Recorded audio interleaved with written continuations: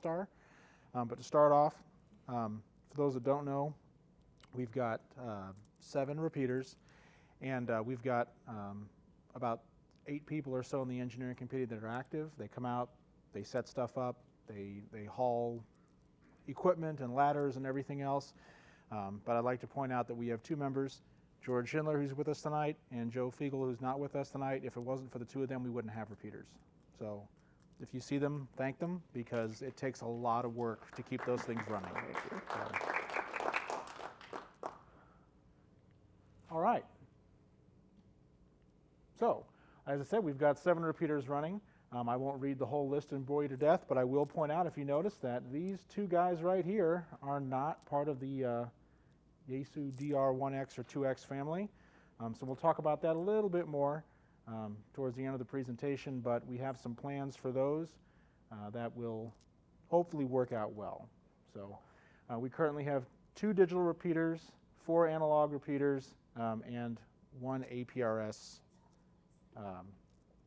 hotspot. Yes, you're right. It's all on the website. So the majority of our repeaters are DR1X and DR2X Yaesu repeaters. These repeaters can do the 12.5 kilohertz narrowband digital. They can work on either automatic mode select, so they can work in digital or analog or a hybrid of both. They all, if you see them in person, they look really neat. They have color touch screens and they look really cool, but nobody ever gets to see them because they sit in a penthouse and just sit there. But they're pretty neat machines. They can run off of 12-volt battery supply, standard 13.8 volt supply. They have internal power supplies as well, but we choose not to use those because we have them integrated into our backup battery systems. So that way, if something fails over, they automatically stay running. We don't have to worry about trying to use some sort of UPS and switch them. Do they automatically switch down in power should there be the need, say, like power failure and you're on battery, to preserve the battery? Do we have the voltage drop? No, those repeaters are not automatically dropping power. They stay at the current power level on battery all the time. Till the very end. Yeah, till the very end. Yeah. So, right. All right, so our analog repeaters. We have the one that everyone knows for sure, which is 146.85. This is our repeater that's got All-Star, Echolink, and the one that we run, I cannot remember it, on the net.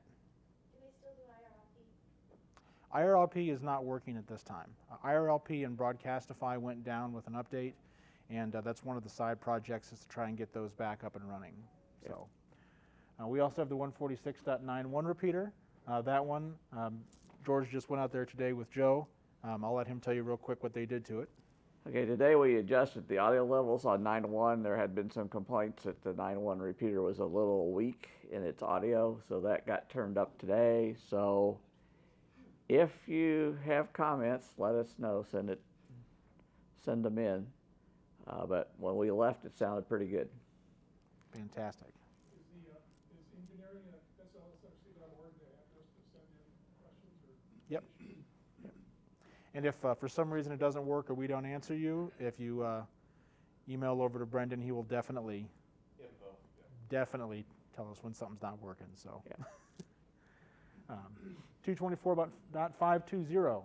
So, talk a little bit more about that one in a second. But that one is really old, and it can kind of be hit or miss. We've also got 442.100, which is an older Yaesu repeater, and we have some plans for that. All of our repeaters are set to the 141.3 TTCSS tone. Some are inbound only, some are in and out. You can see that information on the website, right? It'll tell you which ones are which. We keep that up to date. And our digital repeaters. So I'll start at the bottom, which is backwards, but the 443.075, that is the one that everyone is used to for Fusion. That is set to digital only, so there's no analog available on that. It's set to the STL Metro room full time, but you can switch that to another room if you choose. After about 30 minutes, it will switch back to the St. Louis Metro room. 146.94 repeater has gotten a lot of attention lately. That is one that we've started to test putting Another Fusion note on, several people had suggested, having a KC wide room. So the plans for 146.94 are to get all the bugs worked out and have it reporting to the Kansas City wide room full time, and have the same kind of 30 to 40 minute automatic snapback if someone chooses to change that room. Once we do that, we will then have a 2-meter and a 70-centimeter repeater, both dedicated to Fusion. If all the testing works out and we don't receive excessive feedback, then that will also be a digital-only repeater, leaving us 2 analog and 2 digital. So the Fusion's getting a lot more traffic, and there's a lot more usage of it. I have at least one radio at home that monitors Kansas City wide and STL Metro, depending which one I pick, and there is a constant flow of traffic of people utilizing the 443 repeater, it seems. So, yes, sir. Or it might be for George. Is that STL Metro room the same one on your DMR Metro room? Or Yes, no, it's the same one. is it the same room? Yes, same room. And they have a net on Monday nights, and they hook it up to SkyHub as well. So they must have at least 200 repeaters connected in at that time. The other slide said that 910 and 52 did not have the CTS. Right, those are both for you TX only. So you want to transmit with the 141.3 code, but they do not send out a 141.3 tone squelch code, right, for your radio. Okay, I was confused. All right, so as I mentioned, the 224.520, these are not pictures of our exact repeaters because they're difficult to get to, but as you can tell just from looking at the pictures, these are aged. The one on the left is the 220 repeater. I could not find a manufacturing date anywhere for that. George, what do you think? How old is that? That repeater was probably manufactured in the 90s, 90s? So that early guy, 2000s. It's on life support. yeah, it's almost impossible to find parts for, right? Difficult to find someone that knows how to fix it. It will kind of cut in and out whenever it feels like it. When it works pretty well. But we examined last year, we looked at the cost of replacing it, and after what was basically a verbal cost-benefit analysis, we didn't think it was prudent to spend about $4,000 to replace and upgrade that, just because 220 does not get a lot of traffic, and the Missouri Digital Group maintains an excellent 220 repeater in the area. I have a 220 radio, a dedicated radio at home, and I leave it on quite a bit, and I don't ever really hear anybody on our 220 repeater.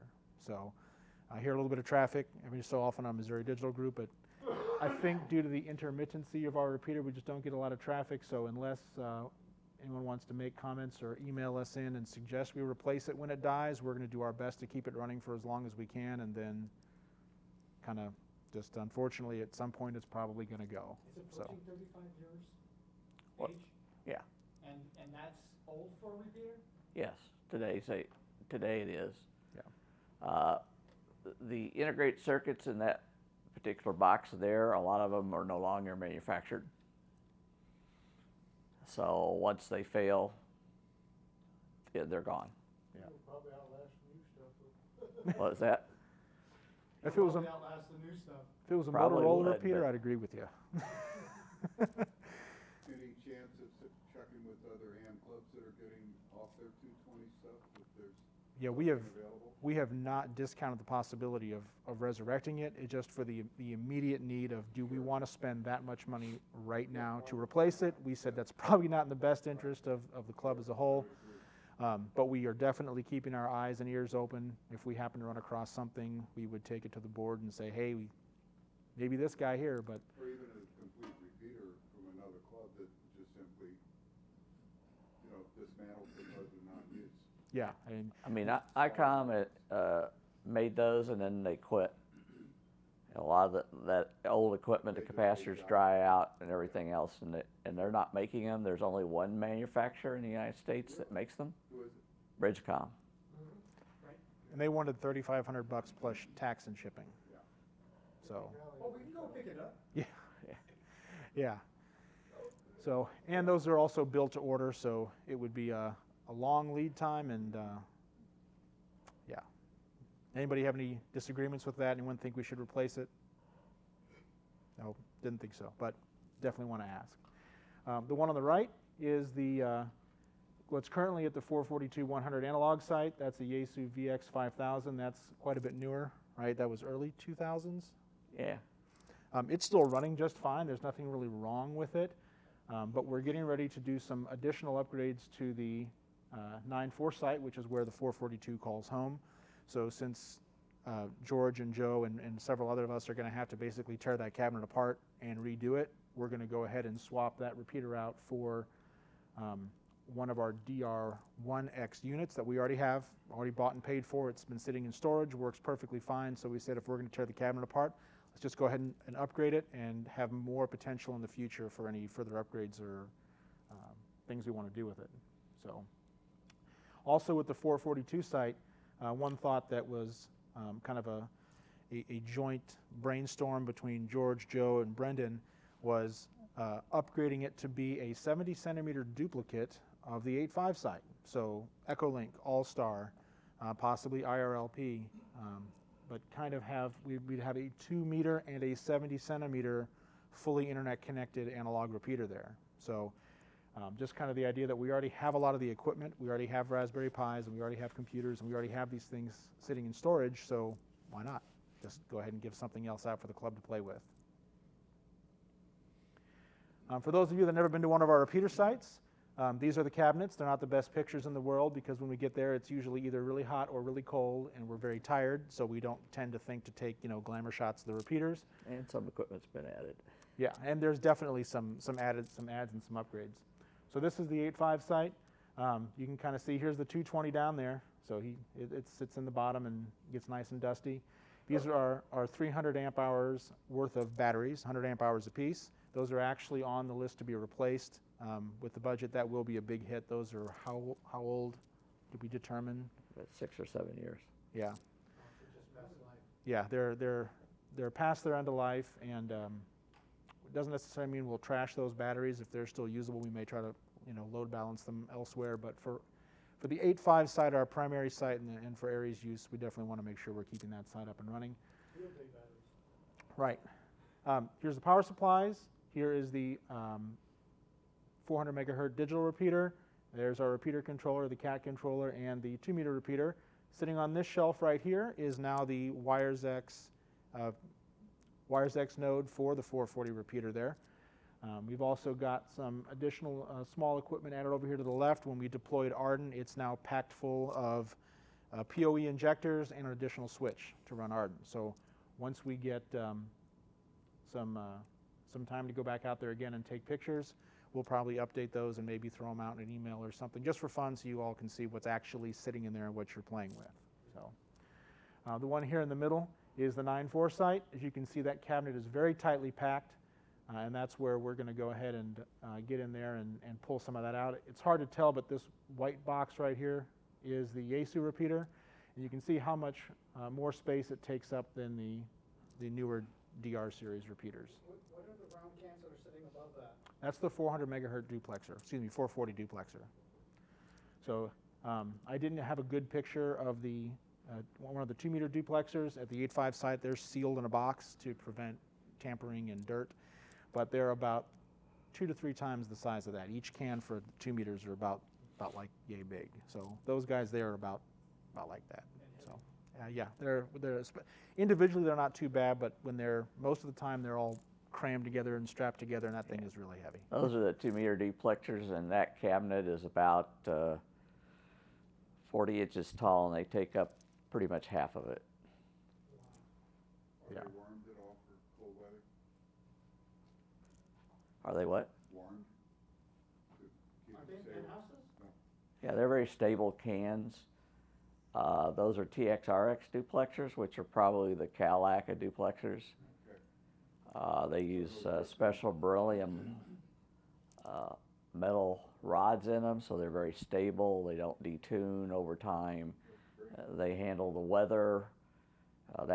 Those penthouses will get hot in the summer. They get a little on the cool side in the winter, particularly. But 8.5 stays warm all year long because the furnaces are up there, the boilers. About 15 feet away is a boiler that's the Yeah, size of a pickup. 9.1, it's not too About a bad in the pickup truck. winter up there, but in the summer it does get a little warmer. And I don't know about 9.4. I haven't been up there. Joe has, but I haven't. So we'll find out how 9.4 is when you get up there and redo it. All right, so another picture for those of you that haven't seen it. This right here is the 8.5 antenna, and that is the 440 antenna there. That is standing on the top of the penthouse, so the radios are underneath our feet in that picture. We got up there to do some maintenance on our antennas and decided to take a picture just to kind of show you guys what it looked like. So as you can see, that's why one of the reasons why the 8.5 repeater site is so clear and so many people can hit it. It's one of the highest points in St. Louis, and I think we're very lucky to have that site.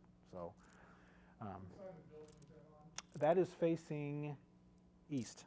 How does the feed line get from the penthouse to the antennas? So I don't think we have a picture of it. If we do, I'll point it out when we get there. But there, this guy right here is the chiller tower for the building, and right here that looks like a shadow is actually a gap of about 12 feet. So it goes 12 feet down, and the chiller sits on the floor, and you can walk all around it there. And there's a ladder right here to get up onto the roof. Running along the back of the brick wall that's kind of hidden behind the chiller is basically a series of brackets. The cables run along those brackets, and then there's ports, drilled into the side of the building, and our feed lines just go right through these PVC pipes and then get sealed off on the outside. So What's that white, the little like dome? that guy, I don't know what that is. I think it's one of the TV stations. I think it's one of their remote video sites. KSDK microwave site. Yeah. Is that it? Well, 8.5 is a very interesting site now if you go up there because the signage is massive. It's a high radiation site. There's all the major cell carriers have antennas up there. The TVs have remote video transmitters and receivers up there. So you have to be very careful now when you come out on this roof because you can get into a high RF exposure if you're not careful on that particular site. Yeah. Yeah, and as you can see, like you said, there's no fence, so we do our best to stay away from the edge. Last time I was up there was 1999, and it's like, a lot of stuff, obviously, but you're saying it's a lot more RF, it's a more of a Yeah, there's about, limited time exposure environment now. yeah. Yeah. I mean, all the RF, the typical federal mandated RF warning signs are on the doors before you go out on the roof. And there's warning barriers up on the roof now, so you have to be kind of careful what you're doing. The KSDK antenna basically has been deactivated, they haven't taken it down, they're replacing it with bundled cell phones that they use. Yeah. Yeah, I don't think that one's being used. Some of the other stuff is, and the cell carriers have added big microwave dishes up there now. Yeah. We're saying top of the parapet and around the entire parapet there's just, what are they, about 5 foot by 3 foot antennas in arrays covering the entire roof. Panels and stuff. Yeah. Got big panels. There's not a lot of. Sites up there when I was, up there, There's a ton. Yeah. And there's a bunch of 3 foot, 4 foot dishes where they do their inner ties Yeah, and for I the know cells. One of the times I was up there updating something, I ran into some of the guys from KTVI, I think Channel 4. They had their traffic helicopter tracking unit up there. So they're updating firmware on that. So there's a lot of stuff going on up there. This is on Olive, Olive and Lindbergh. Yeah. Worst case on there is we're okay, right, with Oh, our yeah. relationship, because with so much demand for this and so much money in this stuff, I, always worry about us getting, kicked off for money. We had trouble at some of the, not trouble, we had some realignment, let's say, at least one of the other sites, not a big deal. They just wanted some renewed paperwork, basically saying that, yes, we have an agreement. 9/7 was kind of a casualty of what you said. They partially real estate and partially it just seemed like they weren't interested in having that kind of equipment up in their building anymore. And we went up there, there was a lot of stuff that was being pulled out and a lot of stuff that was there's empty racks, empty spaces, antennas that were on the roof that were unhooked, so I don't think they were picking on us, but there was definitely some. Emergency communications aspect of this, because that's what you can use politically to, try to retain your. Yeah, and that was a residential building. For those of you that haven't been there, this is an office building. So they seem to be very friendly. They don't ever question us. They don't ever give us a hard time. I've seen their maintenance people up there. They just wave and keep going. They don't even bother us. So And what are these trays for? these things here, Yeah, there's one, and then there's one on the other side by the. Feed lines for those the- are ice bridges. So they're not necessarily used exactly like that there, but they've got cables running inside of them that are not ours. And if you ever see them running in between buildings, like little tracks running in between buildings, I know they're called ice bridges there. It's to prevent crap basically from falling on them and damaging the cables. Same principle here, to protect them from the weather or debris or anything else from damaging Yeah. them. You notice these go to the edges? Well, where they go to on the wall are the cellular panels. The cell base stations are actually in a different room in that penthouse. So those are the antenna runs for the cellular base stations, the feed lines. And they have their own penetration through the roof, far Yeah. away from us. We're not in their way at all. If you ever want to see an incredibly thorough grounding system, check out the stuff they've got for cellular. I mean, it's way over the top. All right, so the APRS Digipeater at Missouri Baptist Hospital, I think the antenna maintenance that we had on the table still needs to be done there. We're waiting for the weather to warm up, but it's still working, as best we can tell. It's just it's an 121S ICOM, very robust radio, sits there and just cranks away. We don't really ever have any complaints about it. We kind of forget it's there sometimes, but it definitely works. And that's a picture of the antenna up there on the roof. And these guys here are one of those is our point-to-point dish to reach back to the command and control network at 8.5. So remotes? So I probably should have put that in here, but for those of you that are unfamiliar with it, we have 8.5 is like the primary site, right? So we have a lot of our equipment there. It's the one that we put the most investment in, but we also have a charter modem, right? We have charter internet there for Echolink, All-Star, originally for IRLP and all of that, and for Fusion. That's how our Fusion repeaters talk to the outside world, for WiresX, excuse me. So the other thing that we built in there is we have a Ubiquity system that has point-to-point dishes, just like these, at each one of our repeater sites, at all 4 of the buildings that we have equipment in. So we can log into that Ubiquity system over VPN. We have a secure VPN, very, very secure VPN, that allows us to get in and reset the rig runners. Right, we can get in there and power equipment on and off. We can check the status of the network pieces of the Raspberry Pis. We have a Node-RED node that I think Kyle originally set up. It will give us a dashboard view and tell us what's happening. So it allows us to remotely manage most of the day-to-day stuff that seems to happen to a repeater without even having to go on site. So that's one of the reasons why we don't see a lot of outages on our repeaters, because if something does happen and we need to basically unplug it and plug it back in, we can do it remotely, including rebooting. Yeah, the time is done via DTMF tones over the repeater itself. But yes, we can. You have, maybe, are you part of this, maybe I'm jumping ahead, but, like backup power, which sites have, which machines have, and what's the estimated running time for each of those? So we have backup power at 8.5 and 9.4, correct? We have for backup sure? power at 8.5, 9.4, and 9.1. All have backup power, which are the 3 major sites. About how long? They'll run it at least, it depends. To use Cliff's statement, it depends on how much transmit traffic we have on the site at the time. The biggest, we got about 300 ampere hours of backup power at 8.5. At the other sites, we probably got about 200 ampere hours of backup power. Is there any built-in generator for any of those locations? Not that I'm aware of. We're not on generator power. I mean, some sites you are. Typically, if you're on a hospital site, you're on it. You can get on. If you talk real nice, they'll put you on a generator backed up circuit. But these we do not have. We did have backup batteries at 9.7 as well. So every one of our sites has backup batteries. All the repeaters are on the backup batteries.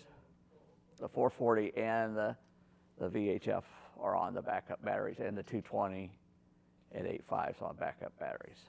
Should unplug the 220 for the batteries, not at least there. Yeah, That's a space heater. pretty much. So, All-Star.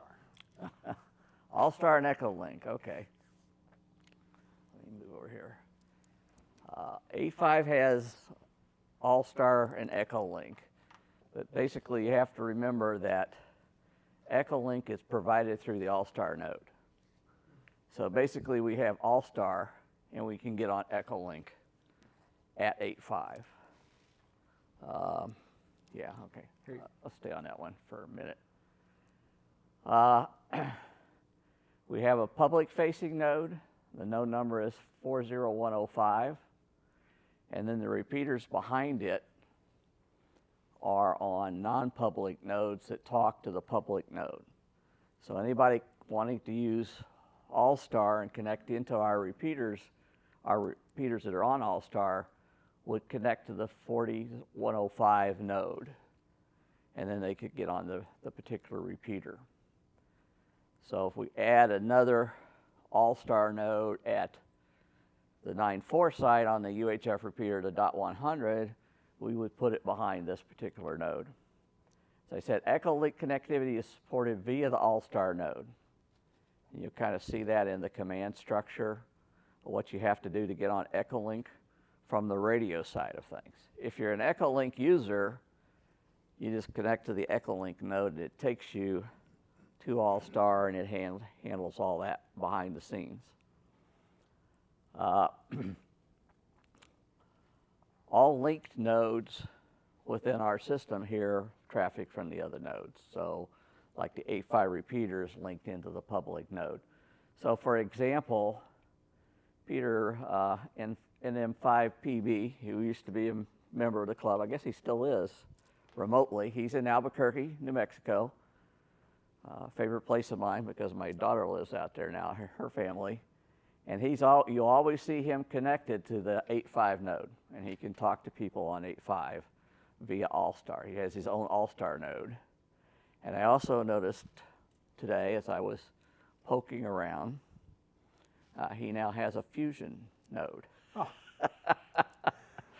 And he was connected up to STL Metro via Fusion, which is kind of interesting. So he stays in touch with his old club via the All-Star.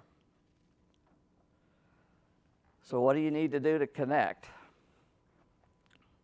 Well, you have to first, and this is all on the web page, but I thought we would just kind of go over it with everybody to give them kind of a rundown on what you look at the words on the web page, you don't really know what you do. All-Star, you need basically the radio and a touch-tone mic. So as long as you got a touch-tone mic on your radio, or you've got a Yaesu where you can activate a keypad on the touchpad, you're in business. So what you would do to connect to a node on 8.5 is you would basically enter the command star 440105 star 3 and the node number out on All-Star that you want to connect to. So if you found another node. So for example, there is another mega network out there connected via All-Star and Fusion, all connected together similar to Kansas City wide. In fact, if you want to know the state of Colorado weather, connect up to that node certain times of the day and they give you the weather report across the whole state, which is kind of interesting to listen to at times, especially now with all the snow and stuff they've had out there. April and May are snowers months. Yeah. So for example, to connect to the SkyHub node, 46079, which is their public-facing node on All-Star, on your keypad you would dial star 440105 star 3 46079 and unkey. And that will connect you up. It will. Even I managed to do it, so. And now you're listening to SkyHub and everybody else that's connected up into our public node, and there can be more than one connected. Okay, to disconnect from All-Star, you hit star 440105 star 1. So the command to connect is star 3, unconnect command is star 1. Notice all the time you're dialing star 44105. Remember that number I talked about in just the previous slide, 40105, our public-facing node? Well, what you're doing is you're telling All-Star via 4105, I want you to connect to this node. So you're telling, on our All-Star network, you're telling our public node you want it to connect. So the star 4 is kind of like a via command.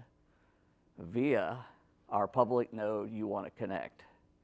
If you tried to do it via the node that the repeater was actually on, you wouldn't have a lot of luck doing that. Always remember, of course, to disconnect from the node when you're done, because All-Star will stay linked up forever and a day when you're doing that. Or somebody will unlink it. In fact, probably that'll be the most popular command for people to learn first, if this starts to get to be used. And as I mentioned, this is why you do the star 44105 in front of it, is you're instructing the other node to do all this. Also remember, and this is a problem that Kansas City Wide needs to learn sometimes.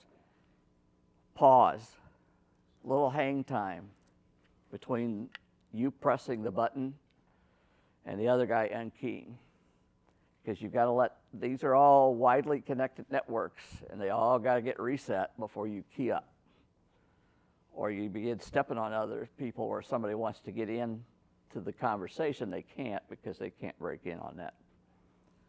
So that's basically it. And then to connect to an Echolink node, again, you're going to go through All-Star, so you're going to say via 40105, and they connect. Gets a little tricky on Echolink. It's star 33, and then the 1, 2, 3, 4, 5, 6 digits of the Echolink node number that you're connecting to. How quick do you have to be with the inputting? Fairly steady. If you wait a long time, things get a little tricky. At least that's what I found.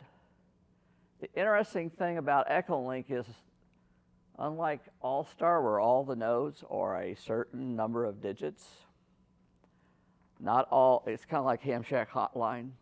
Not every number is 10 digits. Neither is Echolink. It grew up over the years, so that you can have 4-digit Echolink node numbers. So what you have to remember, if that Echolink node you want to connect up to is 4 digits, you have to pad zeros in there to get to the 6. So that's the only trick on Echolink, is to remember to pad. Again, the disconnect, you give the disconnect as a 1-3 instead of a 1, and the node number. And you also have to remember all the cases, you pad to 6 digits. If it's not a 6-digit node number, you pad to 6 digits with preceding zeros.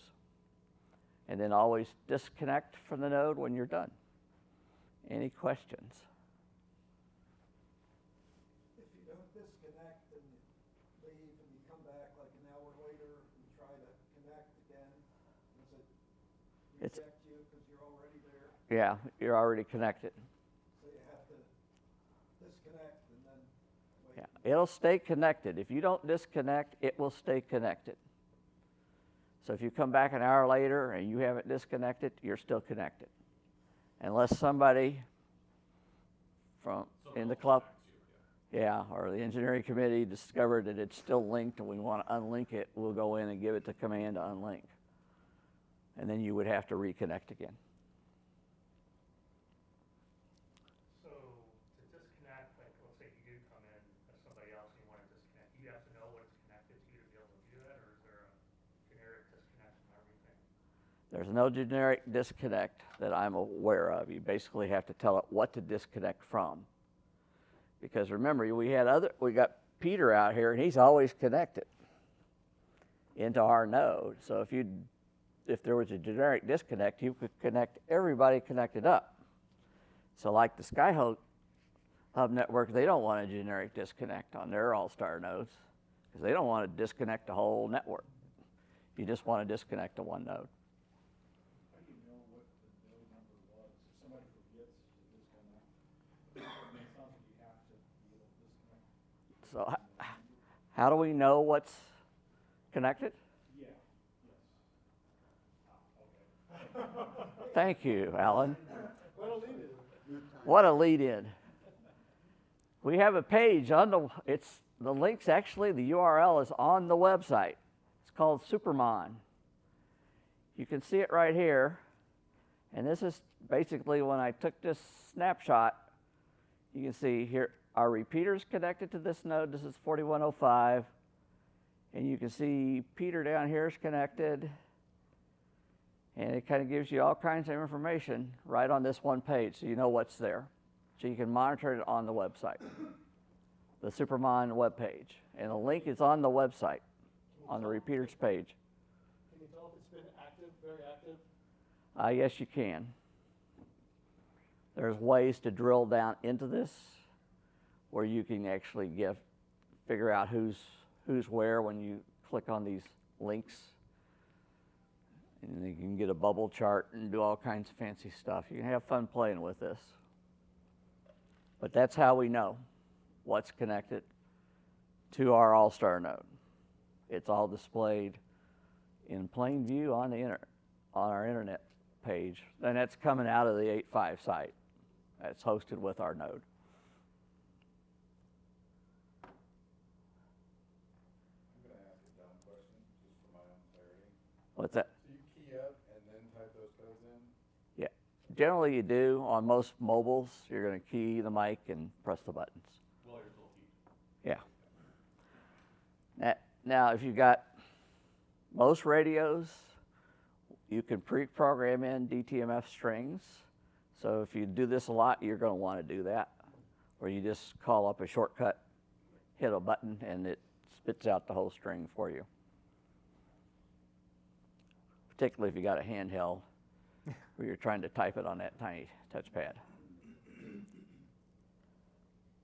It's allergy season, so my ears aren't hearing like they would normally. My head's all clogged up.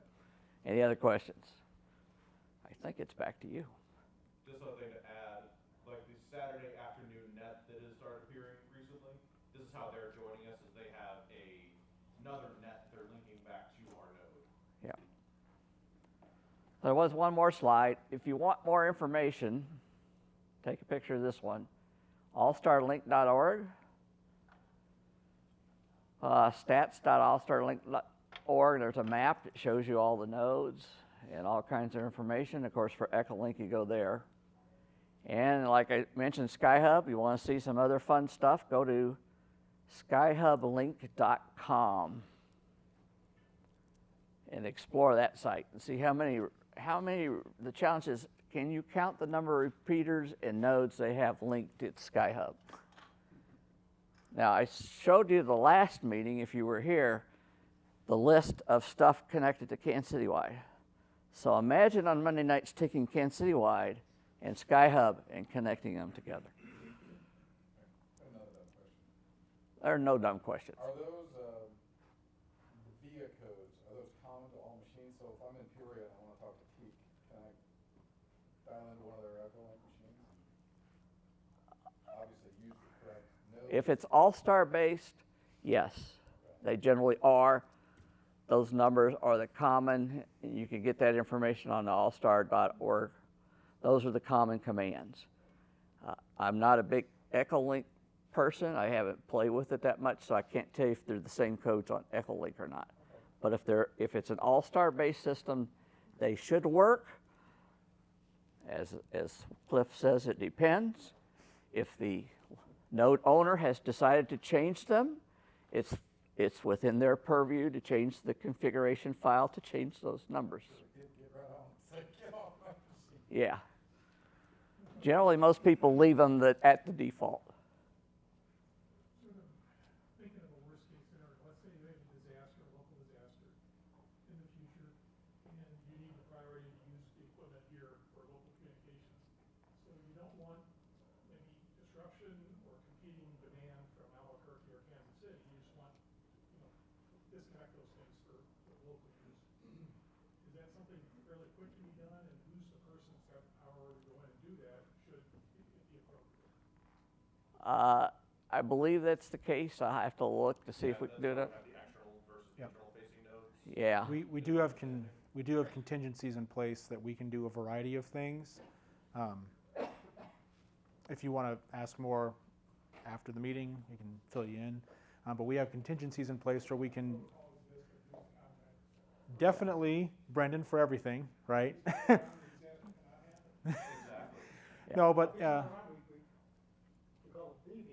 if you email, yeah, if somebody emails the engineering committee DL, or if we actually had a disaster, I don't want to speak for everyone on the engineering committee, but we might just go in and turn that stuff off. If we had like an earthquake or something, we might just kind of go in there and.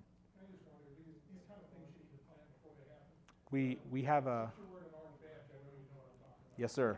Yeah, we've got some plans in place, and if we had to, we could just go out to the 8.5 site if we can get there and just unplug the All-Star node. So Basically, Joe and I know how to do it. Probably the rest of the engineering committee doesn't. But there are commands we give the controller.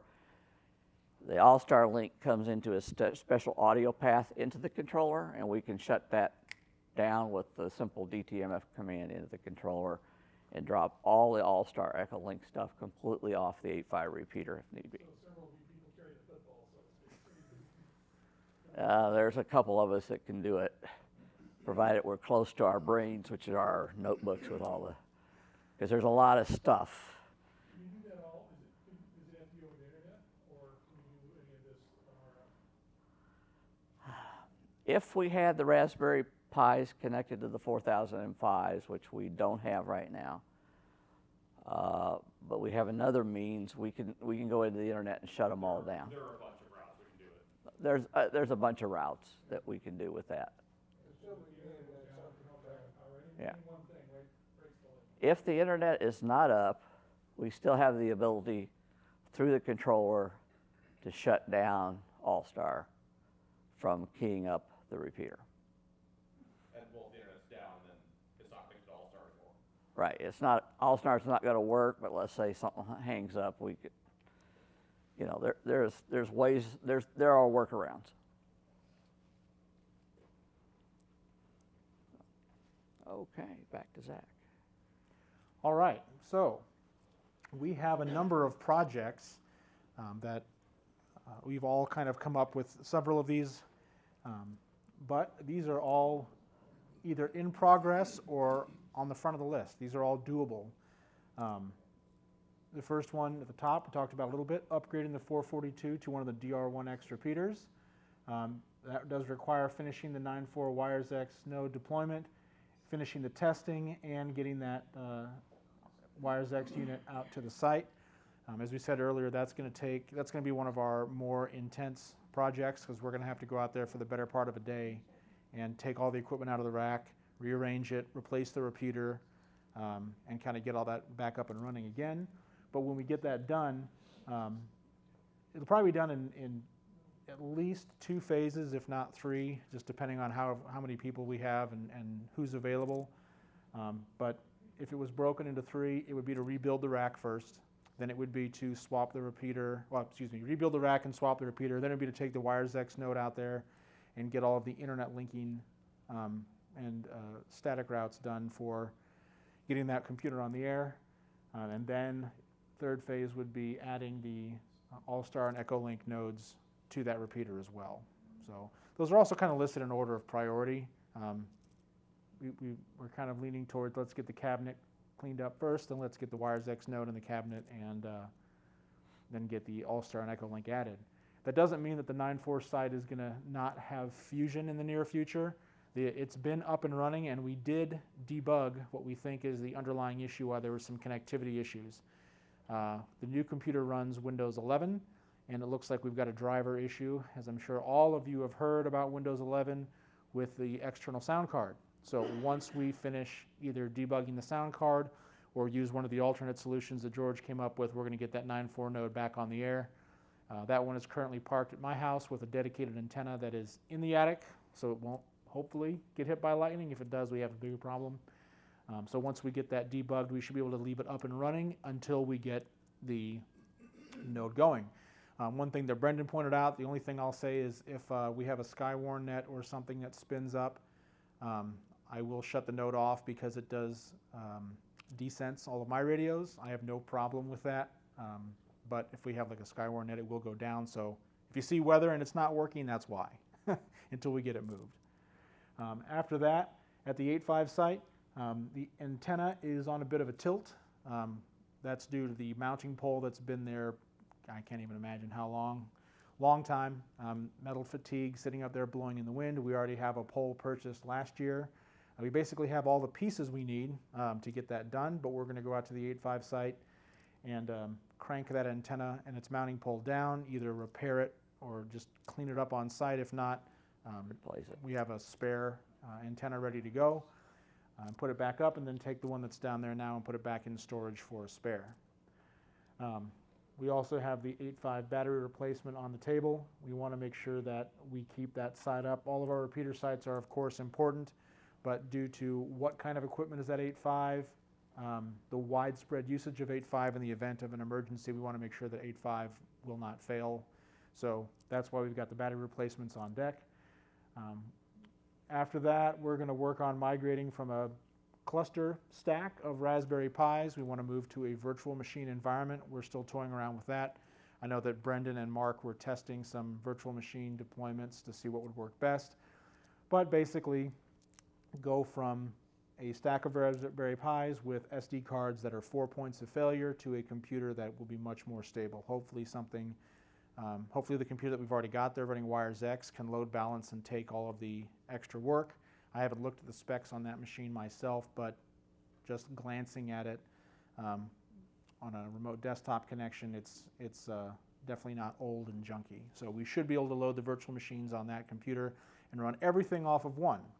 And that computer is a small form factor, little tiny guy, runs off a 19-volt power supply, and that's another probability that we'll get a buck converter and add that to the battery bank as well, so we can keep as many pieces of our 8.5 network up and running at the same time. So, Zach? Yep.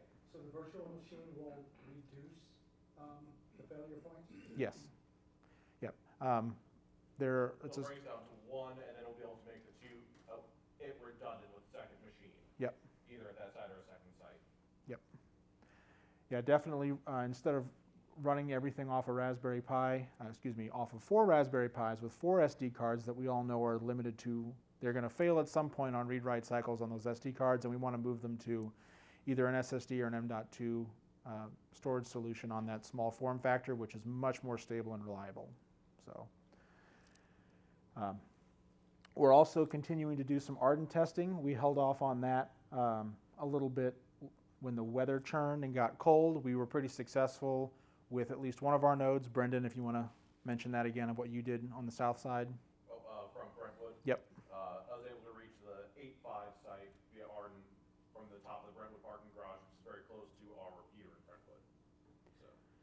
Yeah, we've got 3 Arden nodes on the roof of the 8.5 site, basically giving us 360 degrees of coverage. There is a little bit of a reception issue, especially pointing to the west.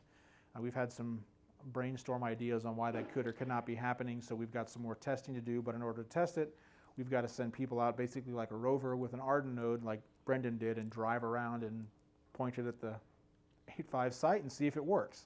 So once we finish the growing pains on Arden on the 8.5 site, we were considering branching out and going to 9.4 for our next one. We know we have a lot of people that are down in the on the southern side of the city in South County, so we'll see how far down south we can get. The 9.4 site is easier to access than 9.1. 9.1 is the Edward Jones building.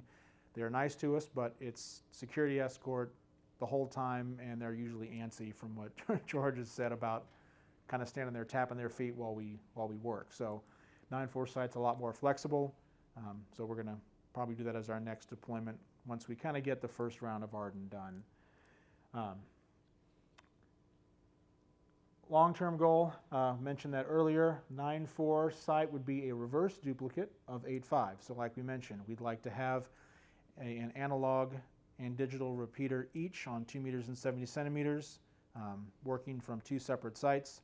So again, worst case scenario, if one of those sites got hit by a tornado, it might not be perfect, right? But we'd have an entire redundancy for the other site. So we might lose 2 meters at 8.5, but we've still got a 2 meter site at 9.1, and with some of the remote commands that George is talking about, we may be able to go in there and tweak those repeaters. We've got to map that out, but turn digital on and off, etc., as needed on those other repeaters. So that's the long-term goal, is to basically have 2 sites which have fairly good coverage to most of the metro area, and one will be a duplicate of the other.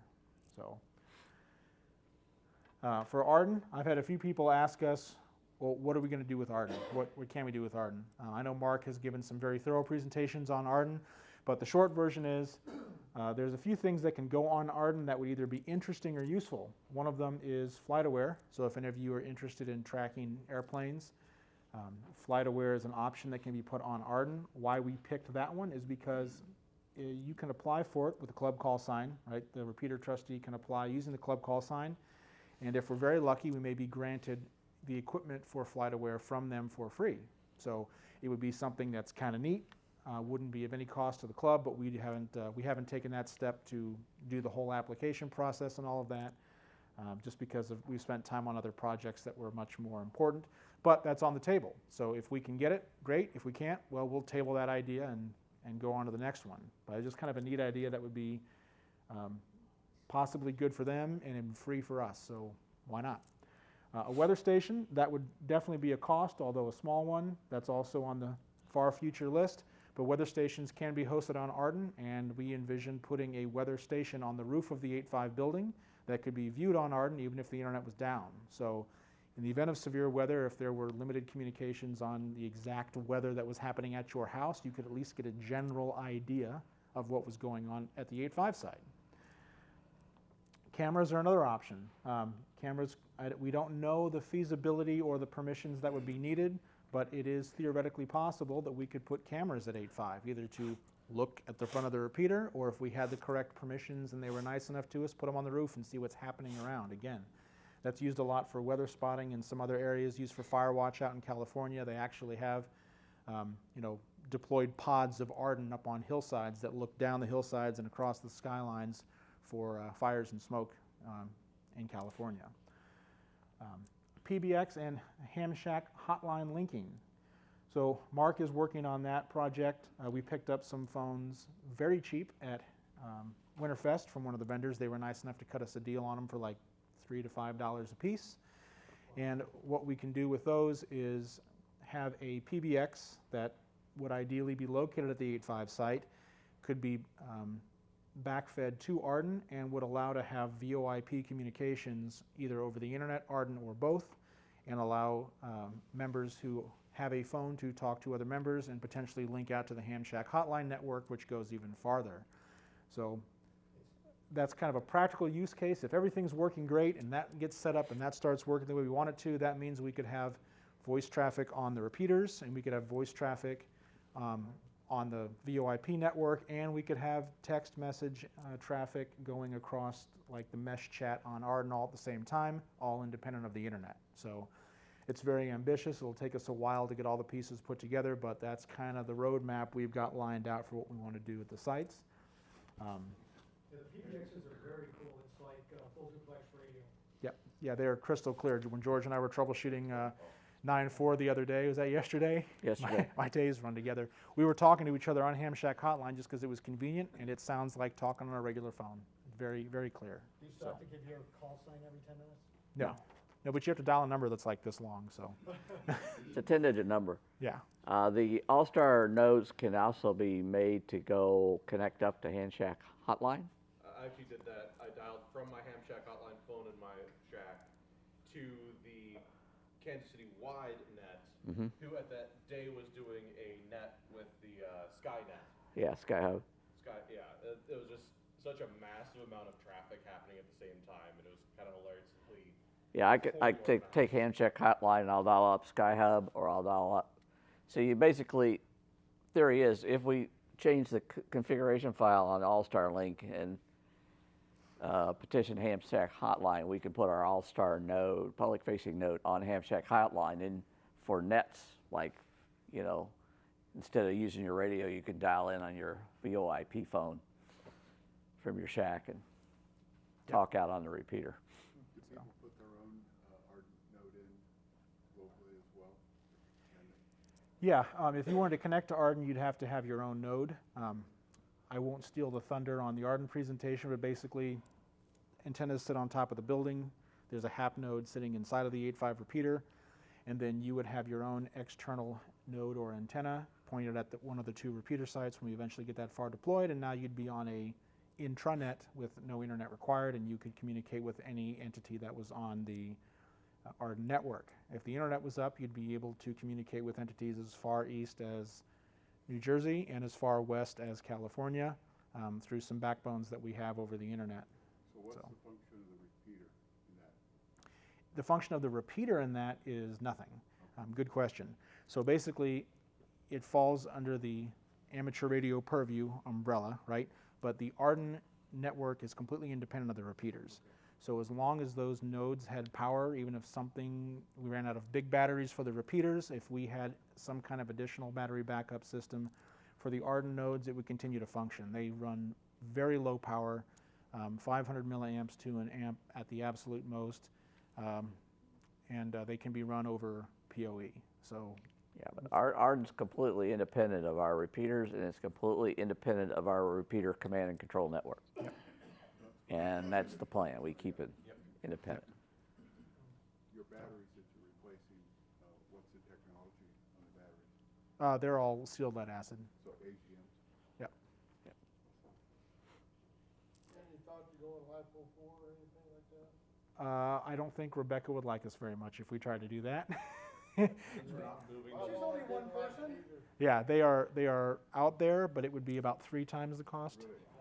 Yeah. 3 times the cost. For the ampere hours that we want and the environment that are in, sealed lead acid is still probably the best choice today.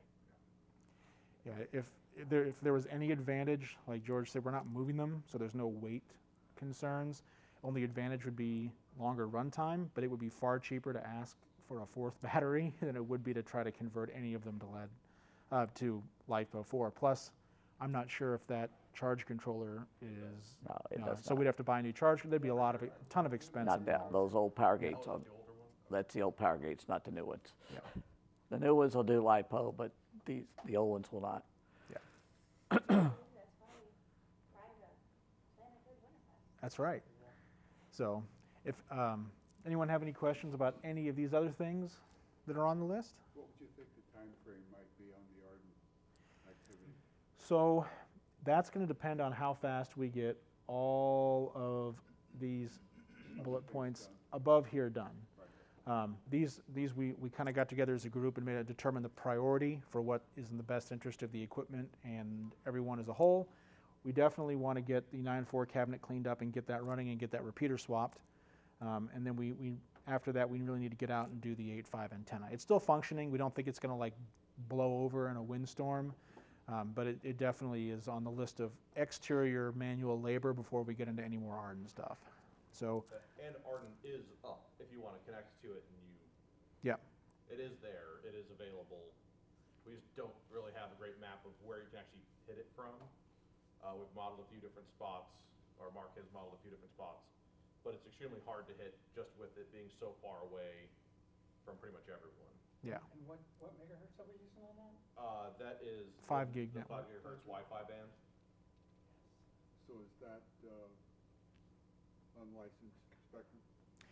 It is unlicensed spectrum.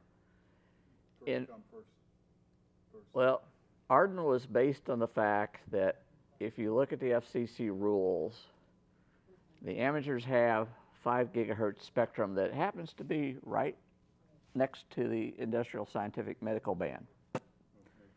And what Arden did is they hacked the firmware, I guess is the good term, to put in this commercial equipment that gives us access because we can run those at a different bandwidth and different power.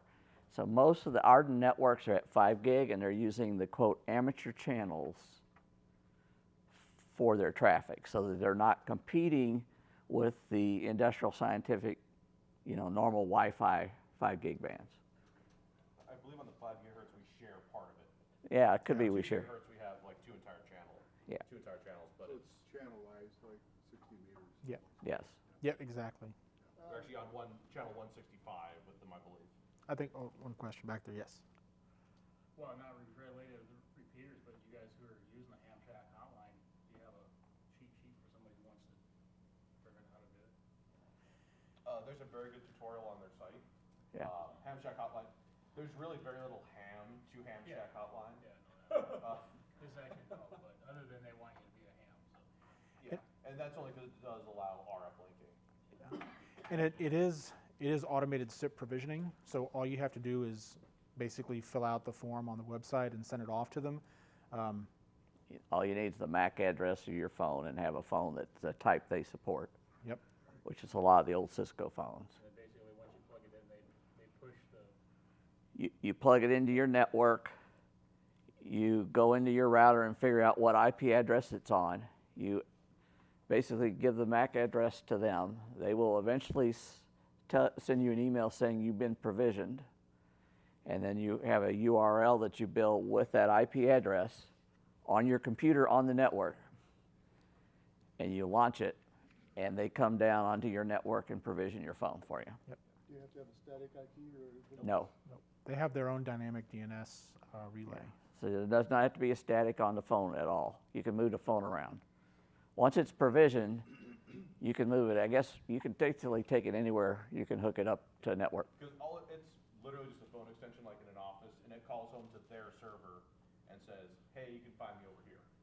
Physical Ethernet or? Yeah, phones are over Ethernet. Yeah, physically wired. You have to have power over Ethernet. Power. Yeah. The interesting thing is, you can connect to Kansas City wide, like he said, and if you want to talk, it's star 99. Yeah, star 99 to push to talk, and pound to unkey. Yeah, their website is very thorough. I mean, Yeah. it's one of those things where they did a good job of writing it if you know what you're looking for. So if you just take a little bit of time and read through it, you'll stumble into those things that you want to do. And they got a phone book, and I got started on it. I went into their phone book. I said, show me all the Ham Shack hotline phones in Missouri. So I found all kinds of people that I knew. So I called them up.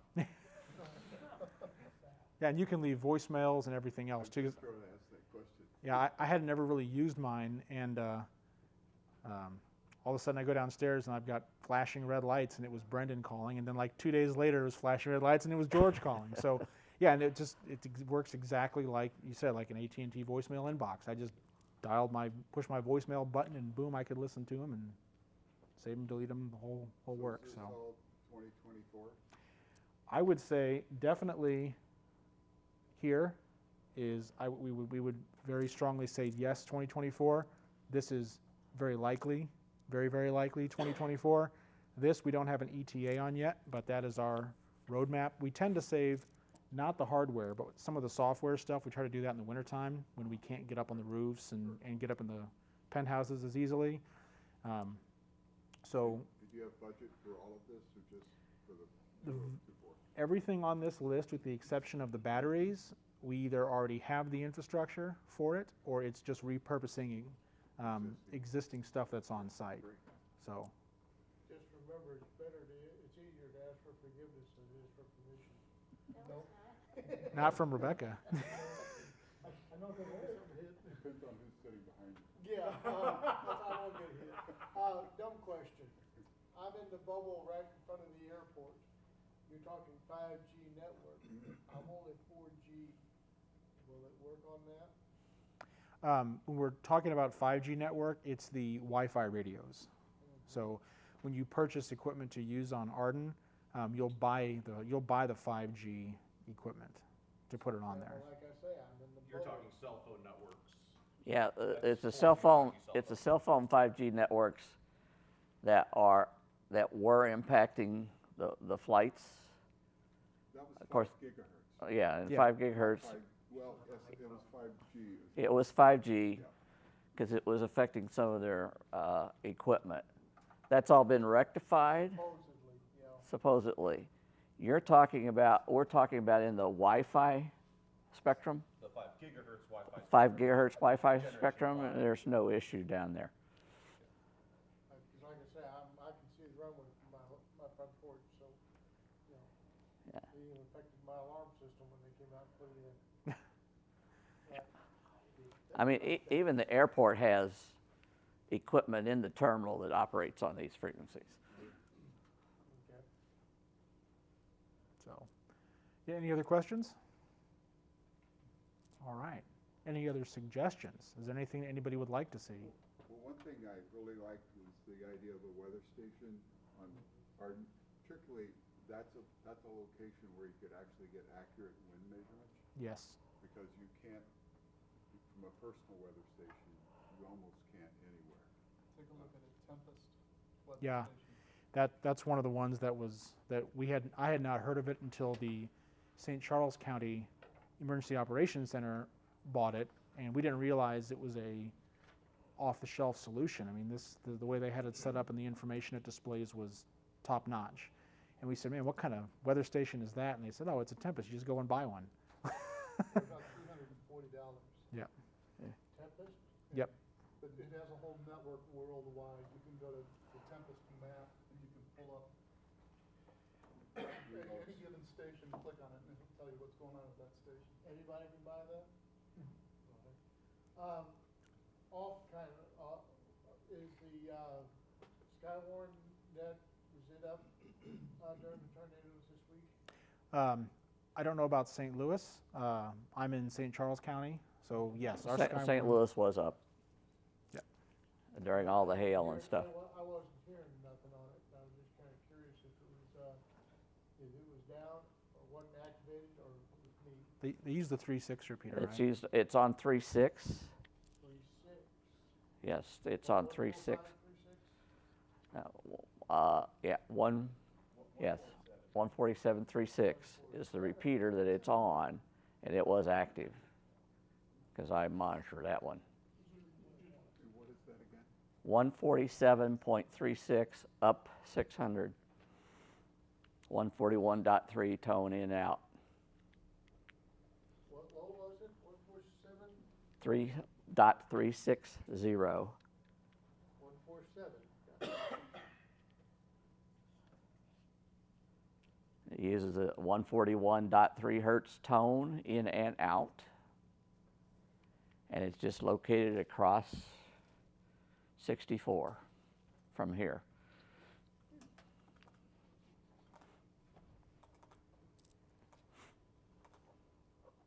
All right. So, as you heard the numbers at the beginning, we're pushing 200 members. I think we have about maybe 20, 25 people on the mailing list for the engineering committee, and we've got about 6 to 8 people that regularly join meetings and come out and help us. So we are always looking for anyone who would like to climb on a roof or a ladder, or work in the heat, or when it's cold. It can be a lot of fun. If it's something you just want to come out and check out and learn a little bit, that's fine. If you're willing to come out and move stuff around, or as I said earlier, that right there is our president. Right, that's Brendan. That ladder is a lot taller than it looks in the picture. He was a whole lot better in that position. Yeah. That was actually, we were running Arden. We were pulling Ethernet through the tracks in the ceiling of the penthouse. So that gives you an idea of what it looks like up there on the top. but yeah, we're always looking for people to come out, hang out with us, and play around a little bit and learn stuff. So. Oh no, it was Brendan. So we just kind of. Well, I was going a long distance, so I was kind of twisting the ladder and walking it down. Yeah, every time we tried to walk it, he kept hitting us, so we had to stay out of the way. OSHA only applies in certain cases. We're not being paid, so OSHA doesn't apply at all. Bing. So, yeah, and My follower has harness attached above me. yeah, I told you it's lonely. and then the comment made earlier. This is the side of the 8.5 site. So there's our antenna. So we saw the picture earlier, but we were standing looking directly west, kind of right through the antenna. We're still kind of facing west, but now instead of standing up on top of this part of the structure, we're standing down low. So here's some of the dishes. It is a lot more out there now. This whole wall is full of stuff now.